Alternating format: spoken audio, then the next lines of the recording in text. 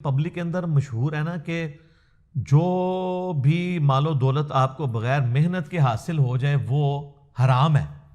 تو یہ بالکل مت ہے, اس کی کوئی اصل نہیں ہے. ورنہ آپ پہلا علم الکلام پھکی والا جواب اینٹی وینم لے لیں کہ کچھ عرصہ پہلے ہی 60-70 ہزار پہ تولا تھا سونا, چند مہینوں میں وہ 1.25 لاکھ تک پہنچ گیا, ابھی بھی 1 لاکھ سے اوپر ہی ہے.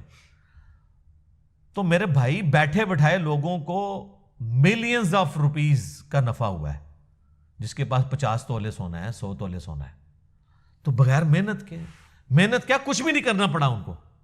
تو آپ یہ کہیں گے گھر بیٹھے بیٹھے جو سونے کی قیمت چڑھ گئی اس کی وجہ سے ان کو جو نفع ہوا ہے یہ حرام ہے, نعوذ باللہ. اس سے بھی اگلا ورژن بخاری اور مسلم میں کئی احادیث ہیں کہ صحابہ کرام علیہم رضوان اپنی زمینوں کو کرائے پہ دیا کرتے تھے یہودیوں کو. محنت یہودیوں کی ہوتی تھی اور جب نفع ہوتا تھا تو وہ پرسنٹیج آپس میں تقسیم کرتے تھے.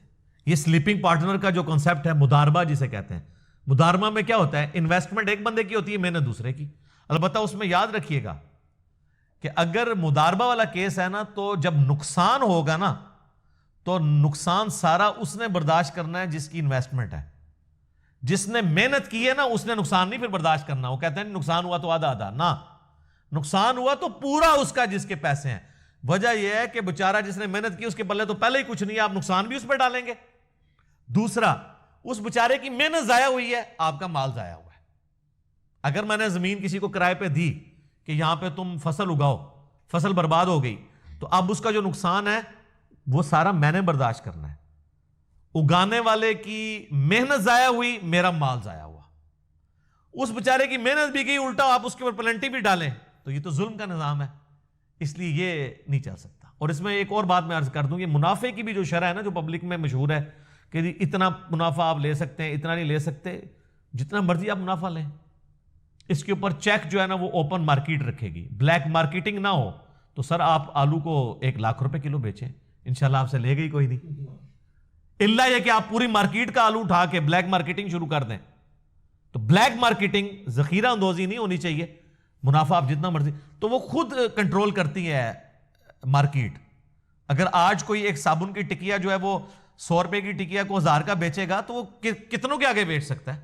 دوسرے مارکیٹ میں آئیں گے وہ کہیں گے جی ہم 100 روپے کی بیچیں گے, ان کی بکے گی, اس کی بکے گی نہیں. تو یہ خود بخود اللہ نے نیچرل سسٹم ایسا بنایا ہے کہ ذخیرہ اندوزی نہ ہونا, منافع آپ جتنا مرضی لیں. یہ تو ظلم ہے کہ اگر کوئی شخص کہے کہ 2 ایک طرح کا منافع لیں گے. مثلا اب میرا ایک سٹی جیلم بھی ہے, ایک اسلام آباد, میرے دونوں جگہ گھر ہیں. اسلام آباد میں I-10 کے پاس جو ہے نا مرکزی منڈی موجود ہے. منڈی سے آپ آلو اٹھاتے ہیں سپوز 20 روپے کلو, اور وہ آلو آپ I-10 مرکز میں پاس جا کے 40 روپے کلو بیچ لیں گے, کیونکہ I-10 مرکز کے اندر دکان کا ایوریج کرایہ 20,000-25,000 روپے ہے.